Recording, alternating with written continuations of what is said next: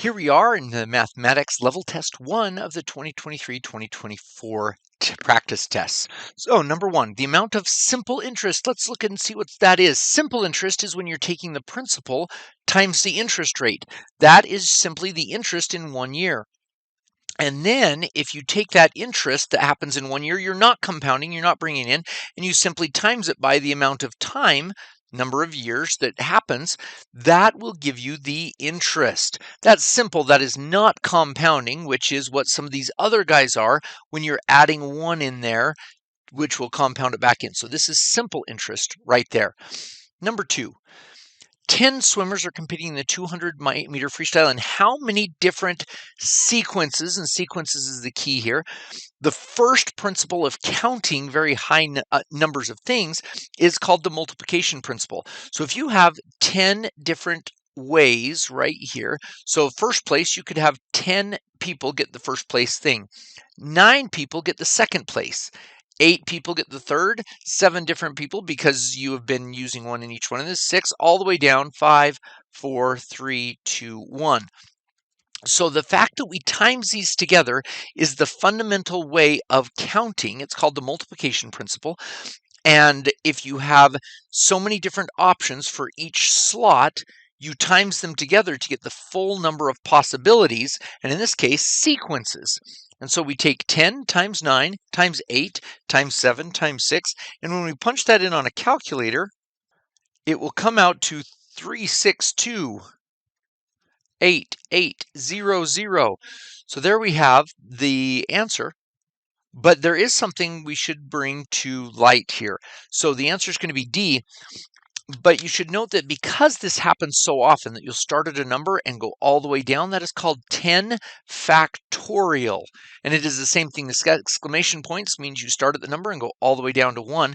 So if you punch this in on your calculator, it's usually in some sort of probability location or counting, and that happens all the time. So it's sequences. And notice that you can't have the same person be first and second place, which is why it goes from 10 to 9 to 8 and all the way down. Okay, number 3, permutation. Now, it turns out that a permutation is closely connected, and it is a sequence of things. So in this case, it would be a sequence of things, but you like cut off a few right there. So a formula that you will see is NPR. So this is like if you had 10 swimmers, that would be the N, and then you only want, so I'll do this. I'll put the 10 times 9 times 8 times 7 times 6 times 5. Let's say the top 6 of them got to go on to the next heat of the swimmers. And notice we chopped off the rest of them. And so you'll see this, the n factorial. Now notice the n is the number that you are starting with. And this is the number of places that you want to keep. So our slots are our places. And n is the total number. So n factorial. And notice that we've just basically taken that n factorial and then cut off who we don't want, and that's the n minus r factorial. So this will be a formula for permutations. Now, as we look at this, when you're doing sequences and orderings, that's the other word that's used for permutations, ordering, that yes, no object is allowed to be selected more than once. So that's important that we're down to here. It's not D. No, selected more than twice. That doesn't matter very much. That one doesn't matter very much. Twice doesn't make any sense. You can't select an object more than twice. Okay, and then the order of selection matters. This is what makes a sequence. This is how many sequences we have to get this. So the answer is B. That's what a permutation is. You're selecting things in a specific order, like a password. An ordering, a sequence, and every time you switch them, they would be different. Okay, now for the next one, combination. This is the other main way of counting quickly. And so we build up from sequences where we were just multiplying all the way down to 1, permutations here. This one, I'm going to write the formula over here, NCR. So this is N choose R, and these are groups. So the whole idea is we're going to change this and order won't matter. In other words, like a card hand, if you deal 5 cards, you don't need to it doesn't matter which order you got the cards in. So we're not talking about passwords or sequences or orderings. So it's a little bit different, and it looks very similar. It's going to be a permutation, just like we did before. However, it now divides by the number of ways these things can mess themselves up. So in this case, we would say, oh, we now have 6, 5, 4, 3, 2, 1. Once we get this sequence, all of it's counted if those guys mix themselves up, but it's the same group. So we divide by 6 factorial, so 6 times 5 times 4 times 3 times 2 times 1. So that's where we get this formula from. And so it is same thing, no object twice doesn't matter. That they're just throwing that in there to mess you up. No object is allowed to be selected more than twice. So it's still more than once. You can't select any object more than once. And the order of the selection either matters or does not matter. In this case, it does not matter, because we're talking about how many different groups can be created. So again, N is the total number of things we're choosing from, and R is the number of things we're interested in. So if you were to do like a card hand out of a 52 card deck, you would do 52, choose 5. So it would be 52 factorial over, well, we're not interested in the 47 cards we don't want, and the 5 that we do can come in any order they want. So we divide off all the different orders that they had. And so it all harkens back to this original factorial. Good. Number 5, the 30-member science club. So just so you know, 30-member, that's going to be our N, is choosing a 7-member committee. Based on what we talked about before with the permutations and combinations, you could have a 30 permutation 7 or 30 combination 7. You have to make the difference, and it's right here. Committee, that means a group. That means order does not matter. Permutations is sequences, passwords, order matters. So 30 choose 7. So this is 30 factorial over 23 factorial, 7 factorial. So these two numbers always add up to the 30, and one of them is the 7. And we punch that into our calculator, and we get 2035. Oh, it's right there. 2035800. There we go. Okay, number 6. If all outcomes are equally likely, then the probability, and so this is just the number of times it happens of, I call them hits or correct ones, number of hits over number of possible. And that's all it is. So in this case, yeah, number of ways E can occur. So the probability, this is how this is stated, the probability of E happening is the number of ways E can occur over the total number of outcomes. Yep, so E is the answer. A good example of that, the probability of rolling a 6. If you think about it, you could get a 1, a 2, a 3, a 4, a 5, or a 6. So there are 6 total possibilities, and one of those, boom, 1 6. You take 1 divided by 6, and it's right there. And now this is a little bit tricky. This turns out to be 16.6 repeater %. And so if you would have rounded, you would have gotten that one. And that one is really close. So they were trying to distract you from those. Okay, here we have a new topic, compound interest. Notice this is different than the simple interest from before. So really you start with your principal, and if you get an interest rate, in a year, it actually, you go a certain time, like a month, and then you calculate the interest, R times P, and then you add it in. And then you have a new one, and you now take R times P and add in the interest. And now the interest here is gaining interest here. And so you do it again, boom, and you add this interest in here. Now you notice what happens here.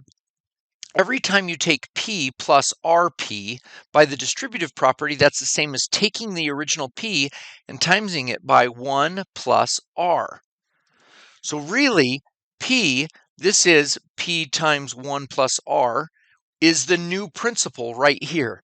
Then if you do it again, P times 1 plus R times 1 plus R again, that's squared, is right there. And this guy is P times 1 plus R cubed. And you would go through it however many times you put in this interest rate. Now, just to finalize everything about that interest rate, let's say you only got the interest rate here after a whole year, annual percentage rate. So these guys really aren't R. If you did this every month, you would divide this by 12. Divide that by 12, divide that by 12.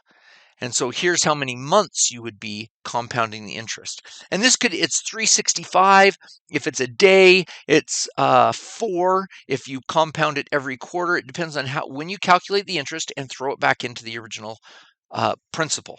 So this is the formula that you'll see. The amount after time t is going to be the principal times you take the interest rate divided by the number of times you compound it, and then the number of compoundings per year times the number of years. And sometimes that'll be a t and sometimes a y up here.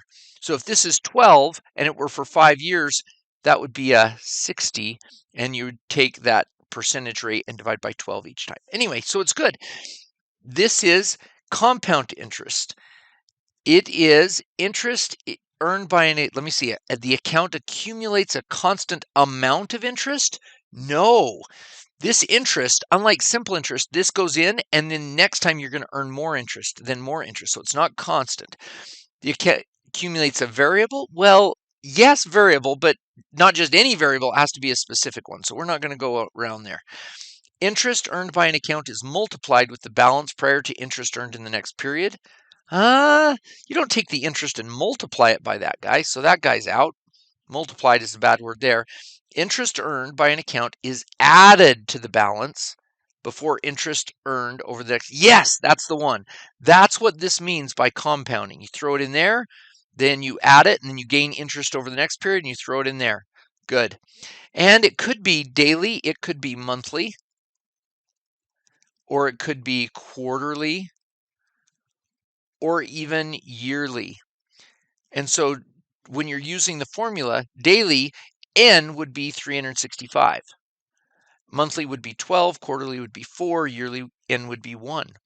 So, and R is the annual interest rate. APR is what they call it often. Good. Number 9, what is used to solve specialized probability problems? So they're very specific, where an event, like say rolling a 6, like we just had in one of the previous problems, rolling a 6 with the same probability of occurring each time happens multiple times in succession.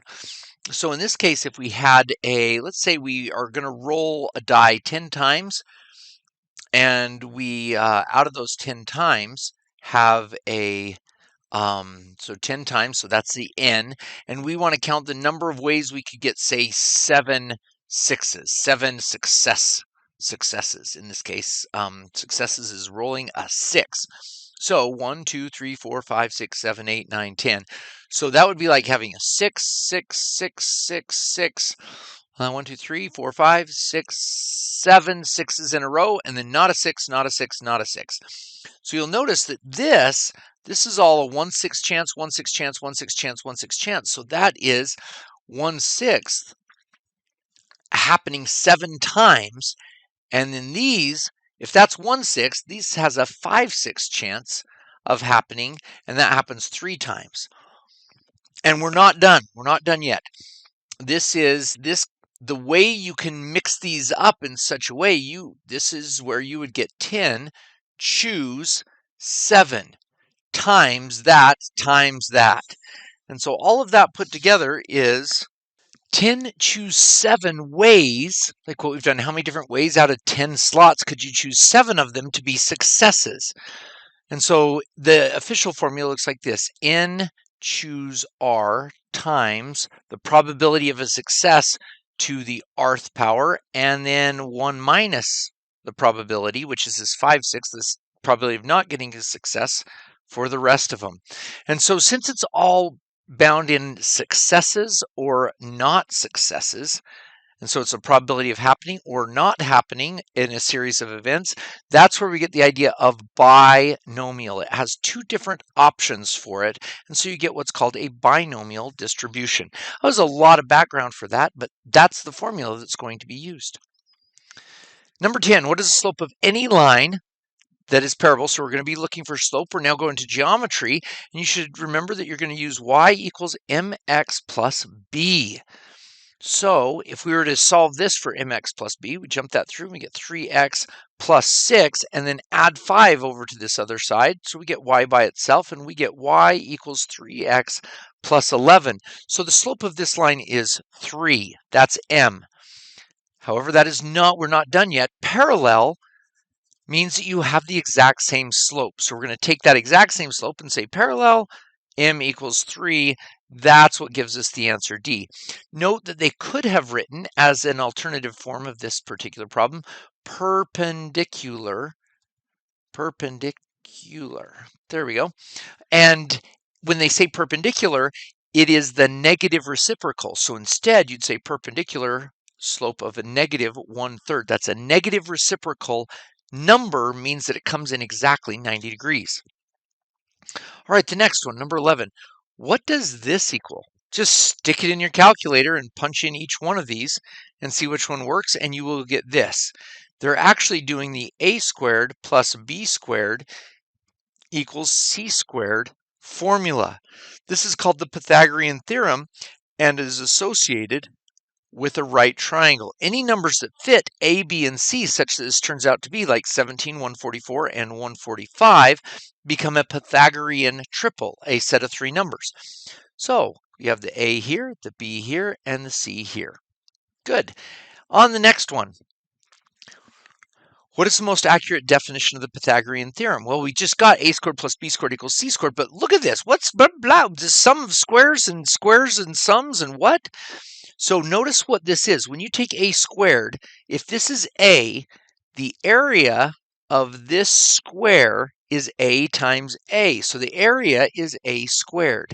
And the area, if you go b in every direction, this area is a b squared. If you create a square with c side lengths, it's c squared. So that means that it's saying the sum of this area plus this area equals the square built off of the hypotenuse. So now we could do this. The area of the sums of the squares built off the legs, so that's this square and that square, and you're adding them together, is equal to the area of the square built off the hypotenuse. That's it. Notice how they do this. The sum of the areas. Nope. Just kidding. I lied. The area of the sums, you can't take the area of the sums. It's not a plus b, the sum, and then a square. No. The sum of the areas of the squares built off the legs is equal to the sum of the... There we go. The sum of the areas, so that's the a squared and the b squared summed up, built off the legs, is equal to that. Nope, just kidding. It's not that one either. Sum of the square. Is there a plus sign in here? Is there a plus sign over there? No. So that's not it. So we just need to get out the word sum in there. Ah, here it is. E, the sum of the areas of the squares built off the legs is equal to the area itself of the square built off the hypotenuse. Yep, there we go. And then the other ones, they just mixed up a few things. Again, you have the sum of the sums. That doesn't make any sense. Sum of the areas of the squares built off the legs is equal to the sum of the square. That doesn't even make any sense. You don't add up a square, you get the area, and then you can add it. So it is E. Here we are with numbers 13 through 16.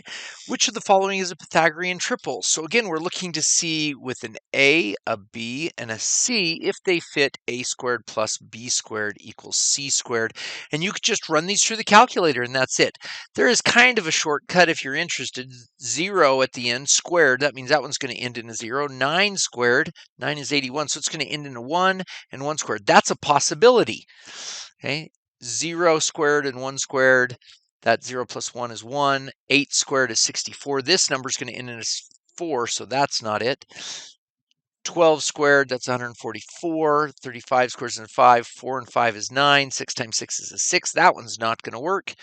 9 times 9 is 81, so that ends in a 1. 0 times 0, 1 plus 0 is 1. But 2 squared, this number squared is going to end in a 4, so that one's not it. And then 5 squared is going to be in a 5. That's going to end in a 1. 5 plus 1 is 6, but this number is going to end in a 4. So nope, that one's not it. This is the only one that works, and so if you stick that in the calculator, 120 squared plus 209 squared you'll find is indeed 241 squared. Good.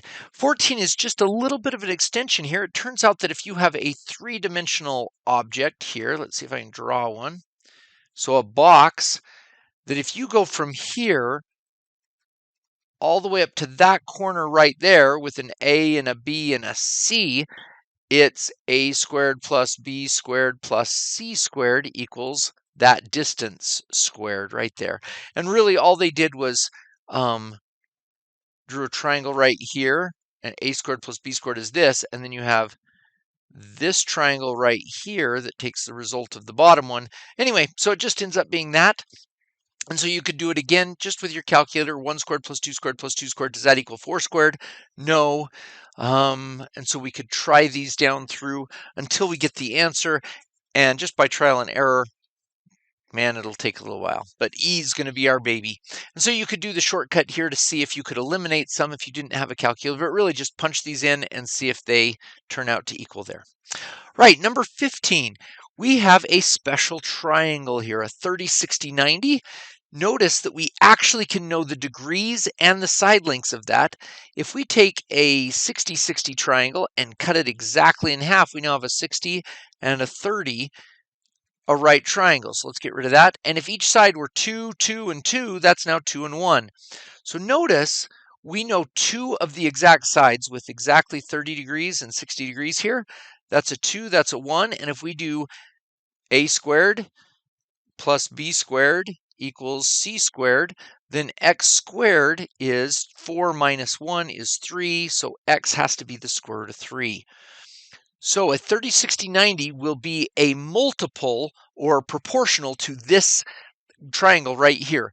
So it says if the shortest leg of a 30, 60, 90 triangle measures 6, that's the shortest leg, and then what are the other two sides? So notice we're just taking this triangle right here and timesing it by 6. So this would be 6 times the square root of 3, and that's 6 times 2. So 6 squared roots of 3 and 12. There we go. The other triangle that we know exactly is 45, 45, 90 triangle. And we do the same thing. We take a shape that we know for sure, and let's say it's a 1 by 1 by 1 by 1 square, 90 degrees, cut it exactly in half. And now it's a 45, 45, 90 triangle. And this guy right here, a squared, oh, let's call it an x right now. A squared plus b squared equals c squared. So 1 plus 1 is 2. And so x is going to be the square root of 2. So all of them are going to times by, well, are going to be multiples of that triangle right there, with a square root of 2 on the hypotenuse. So the hypotenuse of a triangle measures 10 square roots of 6. That means they took this triangle right here. You can see that number right here. They timesed it by 10 square roots of 3. 10 square roots of 3 times 10 square roots of 2, that's 10 square roots of 6. So this must be 10 square roots of 3, and that's 10 square roots of 3. B, what are the exact lengths of the legs of that triangle? Good. Numbers 17 through 21. What is the midpoint of the line segment? Now remember, the middle of two numbers is you just take a plus b over 2. So here, the beautiful thing about coordinate system is we're going to take the middle of the x's and then the middle of the y's. So 9 plus 1 divided by 2, that's 10 over 2 is 5. And 2 plus 2, oh, that's silly. 4 divided by 2 is 2. Of course, if one's at 9, 2, and the other one's at 1, 2, they're going to be at 5, 2. Good. Next, number 18. What is the midpoint of the line segment? Again, let's do the midpoint. 2 and 18. 2 plus 18 is 20 divided by 2 is a 10. And 10 plus a negative 4 is 6 divided by 2 is a 3. And 16 plus 6 is 22 divided by 2 is 11. So you just average 2 plus 18 and then divide by 2 to get 10. And you do that on each coordinate, and right there we have it. Number 19, the slope. Ooh, now this is different. We're not adding here. The slope is rise over run. And that happens by the formula y2 minus y1 over x2 minus x1. This is the rise. The difference or subtraction between two y values will give you the rise between one point and the next. And then this, of course, tells you how far horizontally. And again, it's like with these averages in the sense that we are going just the x's. We consider those guys first and then just the y's. So, or the y's and then the x's in this case. So we get 8 minus 4. See, there's the y minus the y over 10 minus a minus 2, and that becomes 4 over 12 is 1/3. Now, you may ask, how do you know which point is actually the second, which one's the first? Well, you can do it the other way as well. 4 minus 8 over a negative 2 minus 10. It doesn't matter which point comes first. Notice negative 4 over a negative 12, still negative over a negative is still, when you divide them, is 1/3. So it's the slope is the ratio of the rise to the run. All right, number 20. A right triangle has leg lengths 8 and 13. That's 8, that's 13, right triangle. So 8 squared, oh, and that's our x. Pythagorean theorem again, 8 squared plus 13 squared equals x squared. So x squared is going to be, what is that, 169 plus 64. 169 plus 64 gives us, let's punch that in the calculator, 233. So, oh, it doesn't want exact, it wants decimals. So we're going to take the square root of 233, and let's see what that guy is. 15.3, 15.26. There we go. Okay, next one, circles. If you've studied circles before, you'll recognize an equation that it's x minus a squared plus y minus b, as long as that's the center, and then it equals the radius squared. And so that's the shortcuts, that's the formula for it, so it's just that. But where does it come from? I'll explain that just a little bit. If you have a center of a circle right here, and we call that center AB, and we know that if you go out a distance of r, you hit this random point x, y. If you do the Pythagorean theorem here, just like what you did in slope, we're going to take x minus a, that's this guy, that's that distance right along here. And if you take y minus b, that's this distance here. So just write out Pythagorean theorem and you have a squared plus b squared equals c squared. And so you have written, you don't know where xy is. It could be anywhere all the way around here, but it would be the same thing. So this is actually the formula for all of the points xy that are exactly r away from the point AB. So that's why that's the formula for this circle, given its center and radius. Here we are with numbers 22 through 25. Number 22, what is the slope of the line? Oh, perpendicular. So remember, parallel, we keep the same slope. Perpendicular, we do the negative reciprocal, okay, of the line y equals 4/3 x. So this is y equals mx plus b. Notice b is not there, it's a 0, so the m is 4/3. So slope is 4/3. However, we need to do the negative reciprocal to be perpendicular, so we want the slope to be a negative 3/4, and that will be 90 degrees right there. E. Okay, what direction is perpendicular at a point on a line in the xyz coordinate plane? So they're saying we no longer are on just the x and y plane. So we are now in, it looks like this. That's the y, that's the x. So you see it's kind of laying down flat. This guy is the z. And so it's more like a, yeah, this is a three-dimensional thing. So if you have a line that's like going like this, perpendicular could be out this way or like this or like that. And so you can see it could happen in infinite number of directions. So this question is really making you jump from a two-dimensional thing to a three-dimensional thing, and thinking in 3 dimensions, any line perpendicular could go out in a bunch of different directions. Number 24. If a quadrilateral has two pairs of opposite angles, Oh boy, we're getting into some geometry stuff. So we have a quadrilateral, and that angle right there and something over here, that angle right there is the same. That angle and that angle would be the same, and then something weird could happen there. It could be all of the possible classifications except, so a square, yep, that definitely. Square is 4 right angles and 4 similar sides, so these opposite angles are the same. Isosceles trapezoid. Now, a trapezoid looks like that. Trapezoid has 2 parallel sides and 2 not parallel sides. Notice that angle and that angle are not the same. So isosceles, that seems like isosceles trapezoid is going to be what it is. A rectangle, all of them are 90 degrees. So that opposite angles are the same. A rhombus is a square that has been squished. So some people say it's like a diamond. Opposite angles are the same, and a parallelogram is a rectangle that has been squished. And so again, opposite angles are indeed the same. So isosceles trapezoid is that one.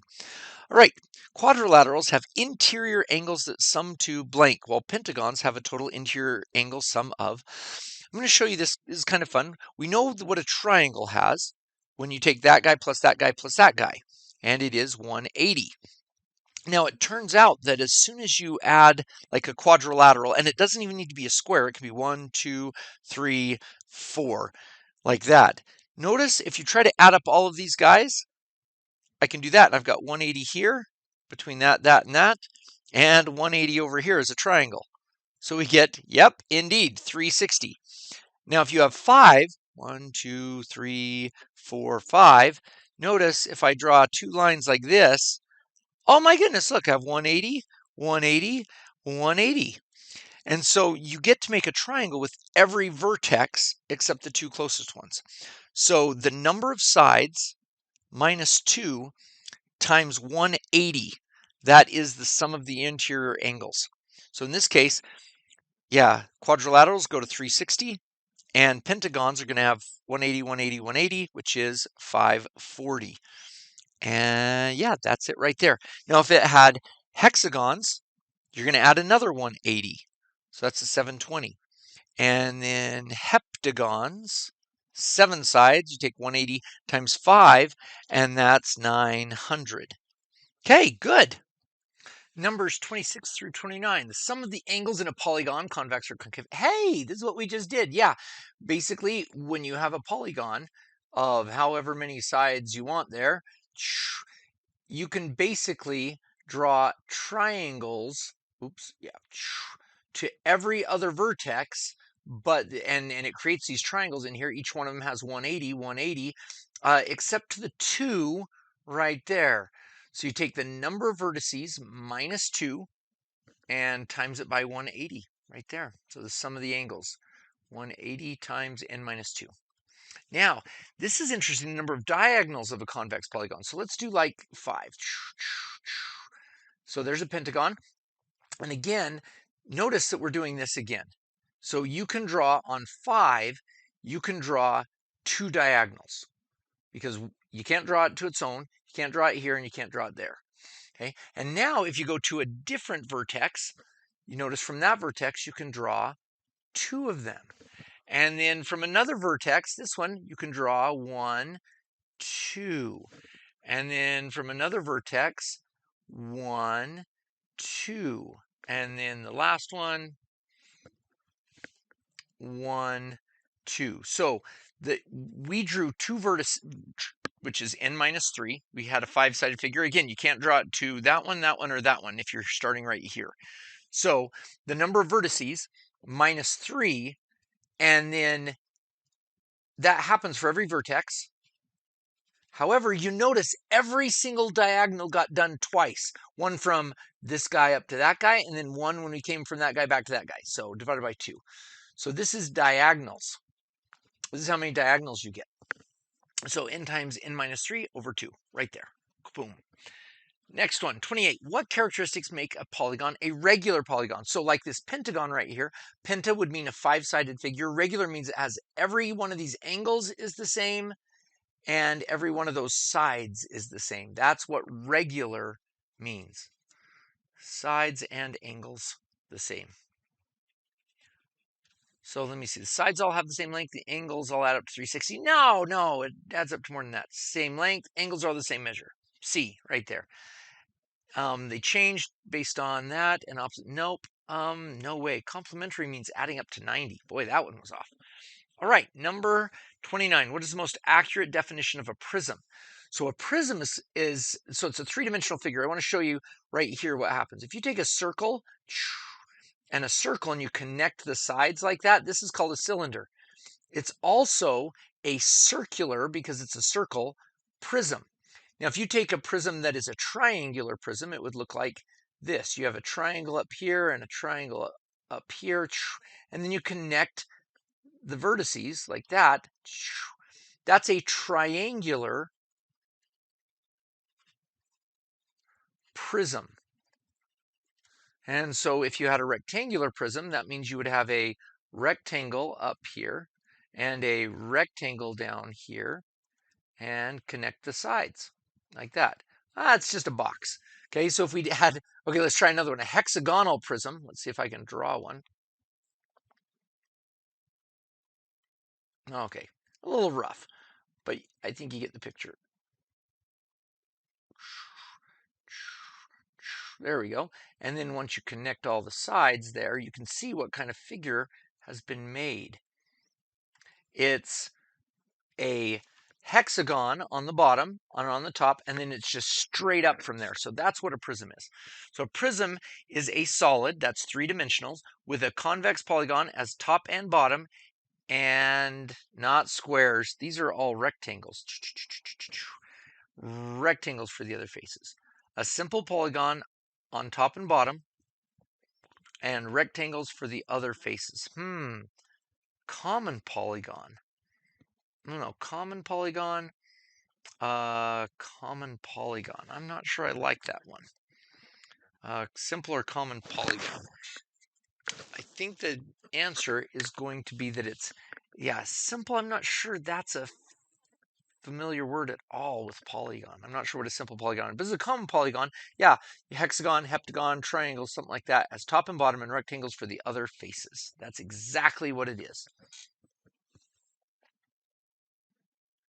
Number 30, what is the volume of a cylinder in terms of pi that has diameter of 12 and height of 14? So first of all, I'll give you the formula, but let's make sure you understand where it came from. So when you have a circle down here, circle here has an area of pi r squared. So pi r squared with the radius down here will give you that. When you times it by how high this is, you fill up the whole bottle, and that gives you the volume. So volume of a cylinder is going to be pi r squared h. While we're here, you should also note that you can do the same thing. Here's the circumference of a circle, and if you take the circumference and times it by the height, you'll get the lateral surface area, which is 2 pi r, that's the circumference, times the height. That's the area on the side. Now, if you add to it the top and the bottom pi r squareds, then the whole surface area of a cylinder is 2 pi r h plus a pi r squared on the top and a pi r squared on the bottom, so 2 pi r squared. Anyway, so let's do that now with the volume of a cylinder. Diameter 12, radius equals 6, and a height of 14. Now, oftentimes they'll leave the answers in terms of pi, so you don't actually have to punch it into your calculator, and that's great. So volume is going to be pi 6 squared times 14, which is, let me see, 6 squared is 36 times 14 times pi. So you're just going to punch in 36 times 14. Let me punch that guy in. And that is 504. So 504 times pi. So if you were getting this like rounding to the nearest tenth or whatever, you would actually times that out and get 1500 and something. But there you go. 31, what is the volume of a sphere? Now a sphere has different formulas. So a sphere, like that, the volume is 4/3 pi r cubed. You can remember this, it is a three-dimensional figure. The surface area, so if you were to paint the outside of the ball, is 4 pi r squared. So the 3 and the 3 come in for three-dimensional objects here, and that's a two-dimensional object, so it just has the squared. So volume, we're going to be doing this. Volume equals 4/3 pi radius. No, not diameter. That's a radius of 6. Pi times 6 cubed. So let me see. That would equal 4/3 times pi times 216. The 216 divided by that is a 72. So 4 times 72 is 288, I believe. So that would be the volume of that sphere is C. And number 32, what is the area of a circle? We did this formula right up here. Area of a circle is pi r squared. So that's pi times 18 squared. 18 times 18 is 324. 324 times pi, whatever that is, right there. Okay, 33, 34, and 35 are really all about calculus. So this is the thing. We're going to do these in a different order. 34 first, because it says, what is the first derivative? And that's what calculus really starts off with, is finding the derivatives of a function at a particular x value. So in calculus, you have these things that go like that, and it says the derivative is the slope of the line that is tangent at each point. So right here, that's what you're finding, is that instantaneous slope. And so it's going to be the slope of the line tangent to the graph at the x value. So whatever x value right here, you find the derivative and it's going to be there. So it is b. That's the definition of the first derivative. Now, when you do a polynomial, y equals x to the end, a derivative is written by y primed. So if you have y equals x to the 7th power, this is the pattern by which you do it. That guy comes down here to be a 7. Let's do it right. Y equals x to the 7th. So y primed, you'll do that 7 comes out in front, and this gets dropped by 1 power, 7x to the 6th. So if you have y equals x to the 15th power, it would be y prime. This derivative is 15x to the 14th power, like that. So if you have a generic n, that guy comes down in front, so it's an n, x to the, and then you drop that 1 power, you subtract 1 up there. So that's what y primed is, and so that's where we get the answer of D. Now we're going to go back up and do number 33. So what is unique about the graph of y equals x cubed in terms of slope? And notice what we have here. Slope of the line tangent at the graph of the x value. This is talking about a derivative.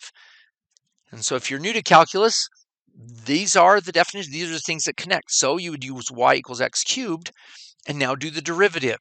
3 comes down here, x, subtract that, and you get y primed.